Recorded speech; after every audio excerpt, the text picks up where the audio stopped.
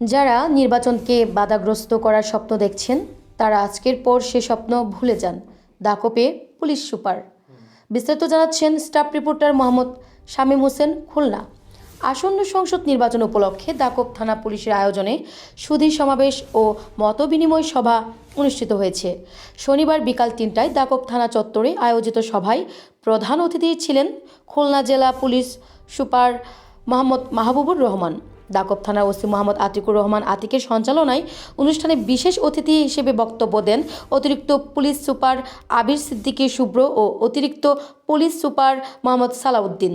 সভায় স্থানীয় সুধীজন, রাজনৈতিক নেতৃবৃন্দ ও সাংবাদিকরা অংশ নেন।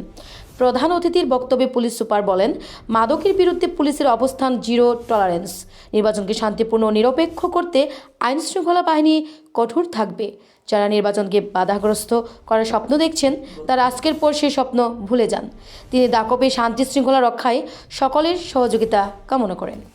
আপনারা সামিল হবেন এবং বাংলাদেশ পুলিশকে, যেহেতু আপনাদের দুর্গম একটা এলাকা, সমস্ত ভালো কাজের সাথে বাংলাদেশ পুলিশকে একটু হেল্প করবে।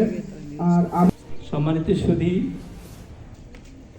দাকপ থানা একটি ভদ্র থানা হিসাবে পরিচিত। জমি ডিসাইড করবে কোর্ট, কোর্ট যে ডিসাইড করে কোর্টের অর্ডার অনুযায়ী তার সম্পত্তি সে নেবে। এখানে কাটার সময় কেন একবার দরখাস্ত হবে, রোয়ার সময় কেন অনেক রোধ করে তিনি কথা বলে থাকেন বা এ নিয়ে অনেক কথায় কথা হয়ে থাকে, কিন্তু প্রশাসন যেটা ব্যাকআপ দেওয়ার এটা আমরা করবো ইনশাল্লাহ। পুলিশ তো অবশ্যই নিরপেক্ষ থাকবে, ইটস আওয়ার চ্যালেঞ্জ।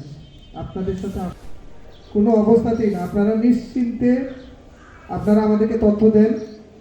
আমার নাম্বার আছে, আপনারা যদি আজকে যদি এই নির্বাচন না হয়, এই নির্বাচন নিয়ে যদি কোনো ধরনের অনিশ্চয়তা তৈরি হয়, আসতে চাই যে দাকপ উপজেলা একটি শান্তিপ্রিয় এবং হিন্দু, মুসলমান, বৌদ্ধ, খ্রিস্টান সকলে আমরা একসঙ্গে। যদি আপনি অনেক বক্তারা বক্তব্য শুনেছেন যে আমরা চাই আমাদের দাকপে মাদকটা এটার মধ্যে আমাদেরকে একটু সাহায্য করে, আমাদেরকে এটা করতেই হবে, চেক করতেই হবে। এটা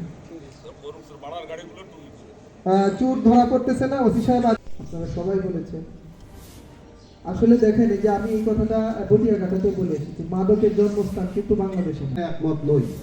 আজকে আমরা এখানে যত রাজনৈতিক নেতৃবৃন্দ এসেছি, যত সুধী সমাজের লোক এসেছি, আমরা যদি প্রতিজ্ঞা